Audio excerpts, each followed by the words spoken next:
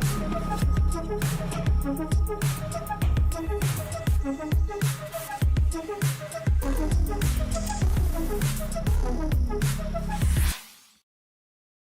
everybody, welcome to Technically Unraveled. I'm Kristen Fehrenbach, your host and the Senior Director of Microsoft Go-to-Market here at Pax8. All right, this is the part where I invite you to like, share, subscribe. You don't want to miss anything. Lots of shows going on. Want to make sure that you're always in the loop. So let's get started with some updates. First and foremost, we got a lot of stuff for TSI, for Tech for Social Impact nonprofit that's going to happen today in our updates. But the TSI grant is going to be reduced. I do want to make sure we call this out. It's going to be starting in October. So if you've ever used this grant or you were thinking about using this grant, I do want you to know that in October, that is going to drop from $3,500 down to $2,000. If you've got any questions, please reach out to your account team. They're going to make sure that they walk through that with you. Another TSI update. Dynamics 365 Sales Enterprise Grant is going to be discontinued.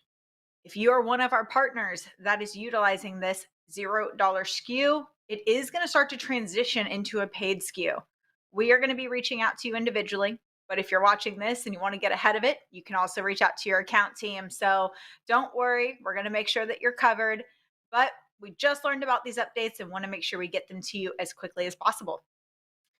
All right, Inspire 2023. I don't really understand how this was just last week, everybody, but we are still rocking and rolling. There's 2 special edition Technically Unraveled. I'm going to invite you to please go watch. If you go to youtube.com/Pax8Cloud, it is right under that Technically Unraveled ribbon with a cool little graphic, special edition, all that great stuff. So we do a recap on day 1 and day 2.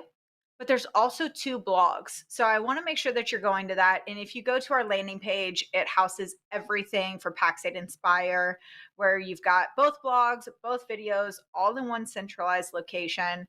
I will tell you, on that day 2 blog, there are, I don't know, a couple of links down at the bottom. So any of the links that you saw during the keynote that you might want access to, they're all in one centralized location in that second day blog. So please go check those out. All right, Partner Center Co-op. There's a lot going on right now with it being the start of Microsoft's fiscal year. So we're now in FY24, which means you have now got access to FY24 first half funding. I feel like I'm talking in letters and acronyms. So what that means, now that you've started July, you're going to be spending any of the money that you earned in H2 of FY23. So you've earned all this money. It's all sitting there. Please go into your partner center. Go into that section. I want you to make sure you have access into this funding. You know that it's there.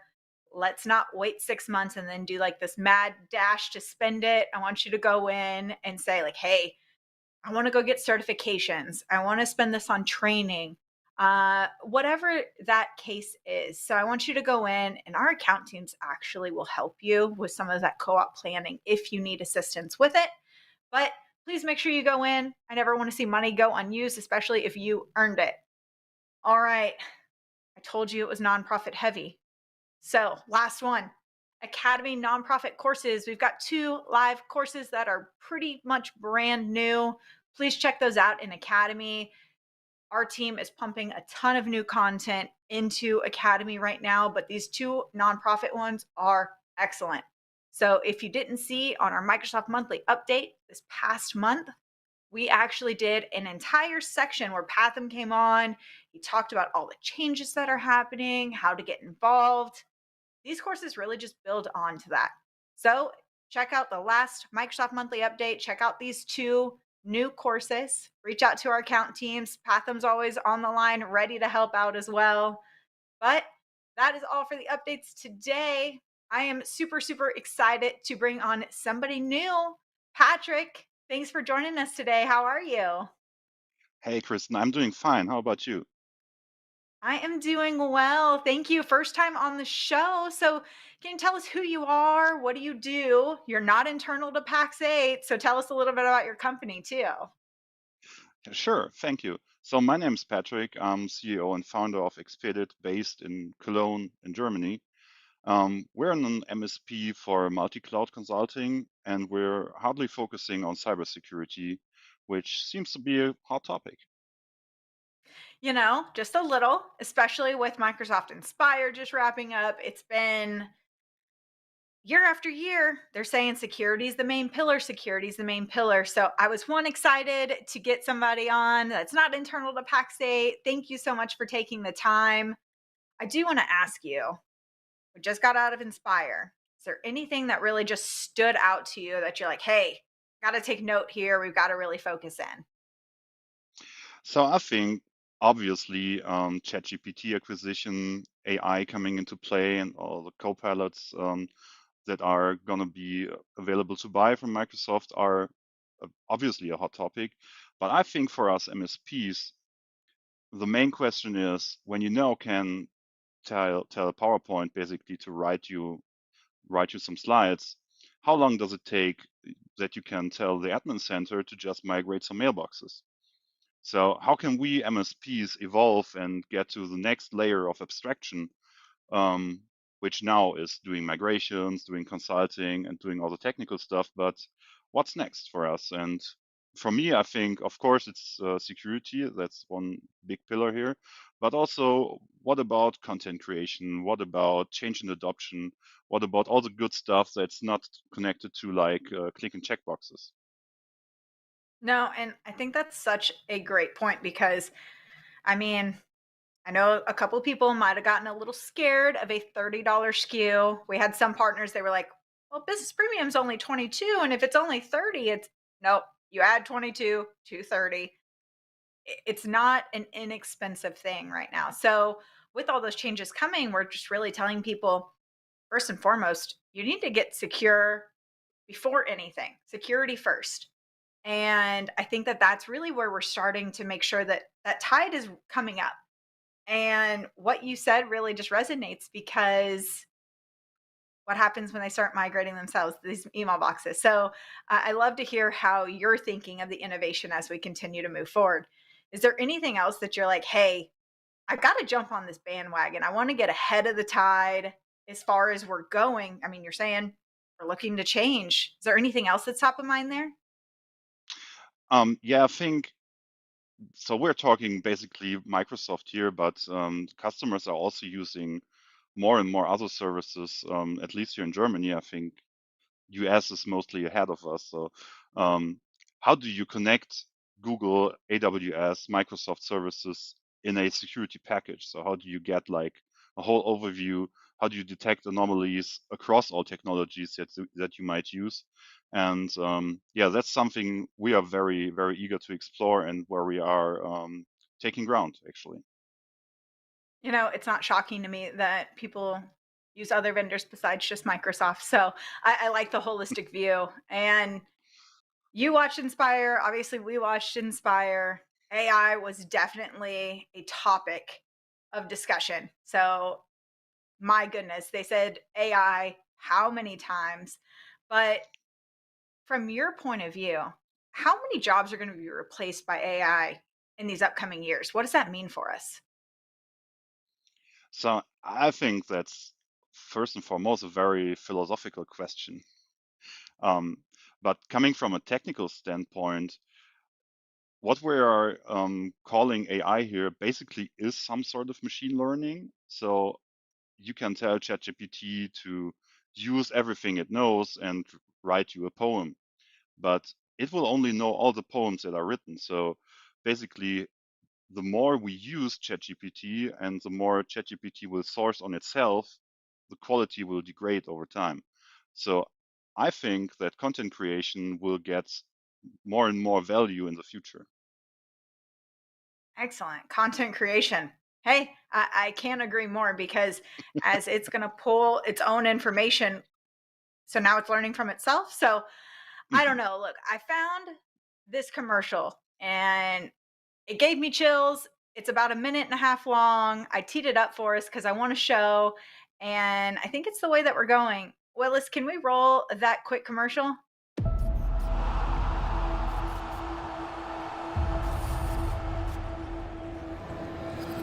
Ah, c'est passé. Bravo. Oui, c'est passé. Oh oui. Bien sûr que c'est passé. Allez, une, deux. Maintenant, faut que ça aille au bout. Allez. Ouais, c'est bien joué. Il n'y a Allez, plus qu'à la allez, pousser. allez, Il n'y a plus allez, qu'à la oui, pousser. oui, oui, oui. Voilà. C'est pénalty, Oh, ça. penalty. C'est fait. Les Bleus qui reviennent dans le Et match. on a encore le droit de rêver. Avec le pied droit. Quel toucher de balle extraordinaire. Là, il y a un bon ballon de contre à jouer. Ah, bien fait le. Pour le centre en Bien sûr. Bah oui, bravo. Ah, il donne direct. Il est direct. Le centre en retrait. Oh, le geste de d'ailleurs. Ah, la tête piquée. Oh, quelle est superbe. Elle est belle cette équipe. Ouais, c'est ça. Le football qu'on aime. C'est ça. Les Bleus qu'on aime.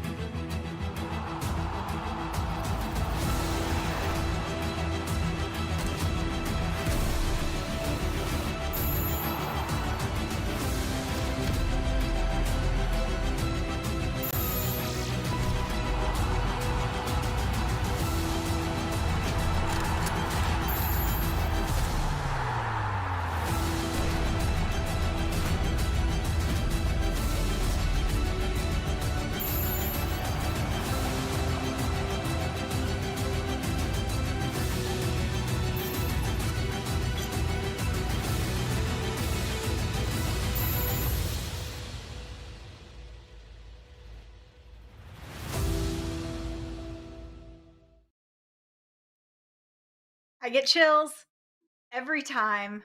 And I think that this goes directly into what we're talking. Like, one, it's relevant. A lot of soccer games happening right now that I know we're all watching. But I mean, talk to me about this video, Patrick, because you're saying that content creation is going to be more important than ever. And the point of this video, I would have to imagine, they're trying to get more and more people to watch women's soccer. They're saying that not just men's soccer is exciting, it's also women's soccer. And the way that they broke it down at the end, when they started kind of peeling apart how it was all put together, I was like, this is the coolest thing I've seen. So, what are your thoughts? Yeah, it's really fascinating. So, first of all, I have a very unpopular opinion because the first minute of the spot, I was like, that seems way too hard for men's soccer. But yeah, you know, in the World Cup, all the players that are portrayed by AI in the video would have been laying on the ground crying. But yeah, that was that was just awesome. I mean, I love it. here you I go. love it. So, as we're going forward, I mean, there's such neat things that are going to be capable. And I mean, just getting people excited about things like this, being able to say, like, wow, that that was women's soccer. That was really cool. Okay, maybe I need to go and do it. And I think that they're gathering that excitement. So I wanted to make sure we hit on that because as we move forward, I think that things like this are going to be more and more relevant. And I do want to touch back on something that happened during Inspire and like a cloud fiasco sort of situation. And Patrick, I want you to walk me through this because during Inspire, there was a Microsoft signature key that was stolen.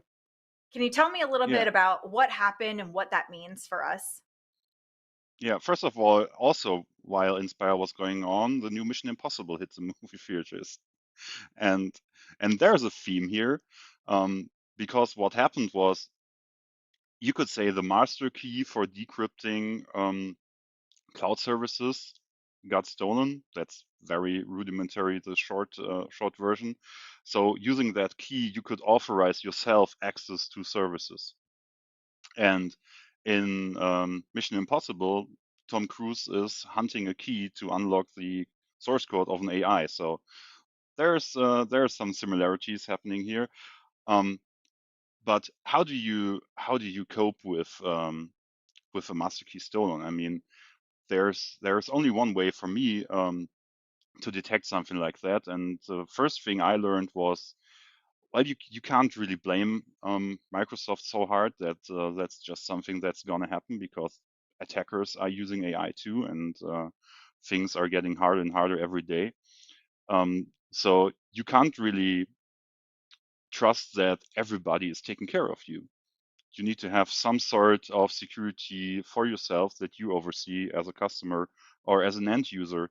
And the way we tackle this is we deploy a security operations center service that connects into every technology. So not only into stuff like Defender or Sentinel, Azure AD, Exchange Online, but also into whatever else you're using, like SAP, your iPhone, your devices.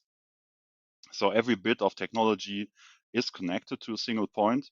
So we can detect anomalies based on behavior and not based on like there's something detected or there's malware installed or somebody already happened. So we can just go through the behavior and look at, hey, there's somebody logging in from a country he never was before. Maybe we should ask him. Did you move to India So or when did you you move to say that, Bangladesh? yeah, when you say that, like they're actually looking for the anomalies. What is there something in particular? Is it just the location? Like, or is it a couple of different things that would actually set up that flag? So it's like basically you could think of every action you do on your computer or interfacing with your company is an event. And we can basically monitor all events and we can interconnect them based on your identity. So we can see that you're using your Exchange Online mailbox and then going to SAP and then logging into like your timestamp software that you developed on your own. And we can match that behavior to like the behavior you had yesterday. And if we see any changes, we can look into it. Doesn't mean we need to do anything, but we can just look into it. And I guess that's the only way to detect something like this happening. Goodness. So I talked to David Powell, who recently joined Pax8, and he was talking about something similar in the fact that, if somebody all of a sudden is downloading a lot of material all at once, that it would set up a flag and you could say, hey, you know what? Did Kristen get a new device? Did Kristen just put in her 2 weeks notice? Is she downloading all of the information from Pax8 because she's about to bounce out? So things like that, you would be able to just detect and then go and actually have that conversation. It's not just automatically going to lock me out because I'm downloading things, but it just sets up that notification. Is that right? We could do both. Okay. So Yeah. it's absolutely possible. We have an automation engine where you can create workflows based on events and Very triggers cool. and do stuff automatically, um, like disconnecting your network card or isolating a client or powering off your iPhone, all that good stuff.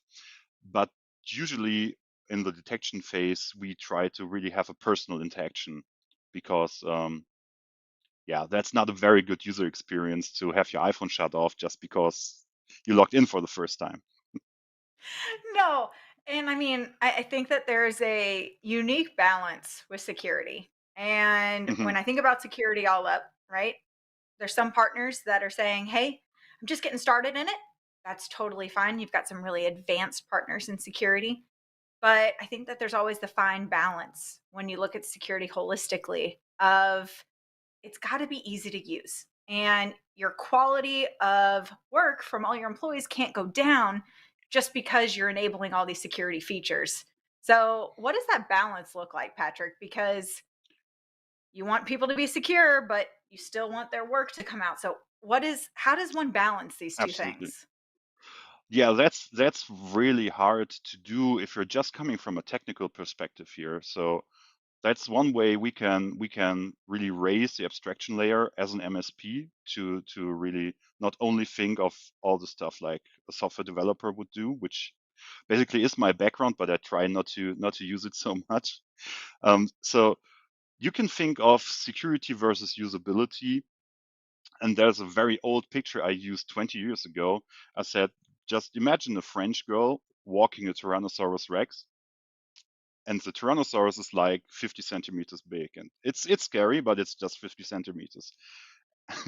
And if you I make love this him so far. Keep if going. you make him so big, if you make the security, so the T-Rex so big that he's bigger than the usability, he will just eat it. So my idea of security is raising security and raising usability. I guess that's the only, that sounds so logical if you speak it out, but that's the only way we can go. We need to raise security, That's of right. course, because attackers are coming in every day. But we also need to use the security to raise usability. And here comes the interconnection we do between all the technologies into place. We can basically create workflows like Power Platform, but really connecting into every technology the customer is using. So like onboarding processes where you create an SAP account, offboarding processes where you disconnect the eSIM in your iPhone and shut it off or delete data or stuff like this. So that's just our first try going into here, and I think it's pretty good already. Excellent. I like the T-Rex. I'm going to use that one. I like that one. So I'm going to just put that one in the back of the mind for later. But you're in Germany, and I'm curious. Obviously, I'm based over in the States. What is IT security doing specifically in Germany right now? What are your thoughts? So the very old picture of Germany being in IT business like 5 to 10 years behind the US, I think that's, to be honest, that's still valid. Um, and in IT security, particularly, companies are still looking at it very old school. Like there's this view of a perimeter that you can just secure your ground. Like nobody gets into your office, nobody gets into your cellar, nobody can put in a USB device. Um, basically forgetting that the main entry point is the end user and he can leave the building. I hope so, at least. So access to all your information is just walking around in the park and in the supermarket. Um, and Sure. I'm trying to change that picture that, hey, we can open up, we can use cloud services, and we can secure it even better than you can do it on premises. But that's the talk tracks we have over here in Germany. There are still like 10-15% of companies that are 100% cloud, very very cutting edge, but the ballpark is just still a bit behind, which is I our love to opportunity. see. So let's not complain. Yeah. No, and I mean that's literally your pipeline, right? But I think it's Hmm. so interesting when you look at the different countries and where everybody sits as far as the advancements that are being made. But specifically, there's a lot of advancements with AI. So, how do companies stay secure with all these advancements that are continuing to happen? Yeah, I think the answer is use this interconnectability between the technologies, and AI will be for the companies that are going to use it. And I think that's going to be the majority in 5 to 10 years. We will need to secure AI too. And that's going to be an interesting question. How do you secure an AI service and how do you maintain copyright on the stuff that the corporate AI is creating? Um, how do you keep that data secure and who's the owner and stuff like that? That's going to be challenges up ahead. Again, opportunities for us MSPs to really kick up that abstraction layer. So, and something I just kind of had noted earlier that you said was the quality of the content. And if Mhm. ChatGPT is going to learn from ChatGPT, who's to say that the content that's now coming out is even correct anymore? At what point does the stop going up so drastically and it starts to go, oh, okay, we might need to retrain? What are your thoughts there? So I think right now all content in the internet is created by humans, and so there's a lot of resources for AI bots like ChatGPT to source of. Um, but picking up the pace, AI will put out so much content that it's not going to take so many years for the quality to deteriorate. So I think we have like a golden year or two ahead of us where AI content is going to be very nice, very good, very smooth, and then it's going to go down, I guess. And we need content creators like you. So keep it up. Well, I think I'm trying, right? So before you know it, I feel like somebody's going to be creating technically Unraveled that I'm not hosting. So that's going to be an interesting one. Matt Lee, don't get any ideas. But I find it interesting that, you call this the golden time, right? So if I go in to ChatGPT, which I did because we're going to be taking a work trip soon, I was like, okay, I'm going to be staying in this town for this many nights. Give me an itinerary. And it listed out all these great things, these museums, could have lunch here. And I was like, huh, I don't even have to do anything. So with people thinking the same way, going in and inputting their information, and they're not actually creating anything because it's done for them. I'm hoping it's going to last a year or two, right? Is it going to be shorter? Is it going to be 5 years? We don't know. Yeah, who knows that? But I think we need to rethink creativity again, at least a bit, because for a time creativity was also overruled by the ability to use technology. So if you're a geek, I guess you could seem very creative because you were able to use all the tools. And with ChatGPT coming in and all the AI tools, I think that enables many more people to really be creative again. So maybe that levels it out a bit. I like it. So I'm going to officially be a geek. I'm going to figure it all out. We're just going to be pumping out information for a solid 2 years. And after that, we'll figure out how to be creative again. That sounds great. Oh, That sounds great. so we're a Microsoft centric show. We definitely, dilly dally in different areas, but I want to talk about how just products really layer in nicely versus competing. And I think that's important to talk about, your service. Is it a competitor to Microsoft or replacing, or is it something that just is cohesive and adds in nicely? So of course it has to be cohesive to be competing with Microsoft. Oh my God, uh, that'll take like 25 years for me, I guess. But we are not in the content creation business. We are not in the productivity business. We are in security, and as I said, we understand security to also give usability back. So we cannot do anything else but integrate.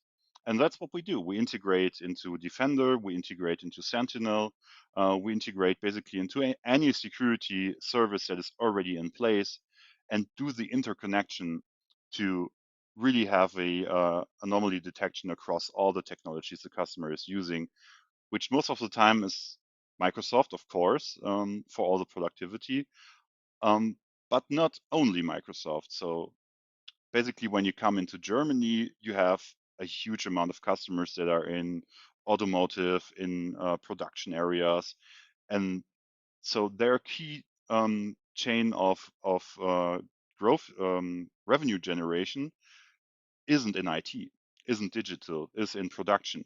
So there are so many endpoints that need to be secured and need to be checked for anomalies that are like based on Linux, based on anything else. So we are layering on, of course.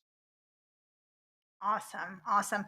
Patrick, time flies by as always, but I appreciate you coming on and spending what is late for you, your evening with us. So thank you. It was my pleasure. Thank you so much for having me. All right, everybody. Another session of Technically Unraveled wrapped up. Please make sure you like, share, subscribe. The game is tomorrow. You don't want to miss it. You got to go hang out with Matt and Dom. We also have the Academy team. They're pumping out some great shows. So please make sure you check them out as well. I will be back next week with Jake Humphrey. Make sure not to miss out. We'll see you then.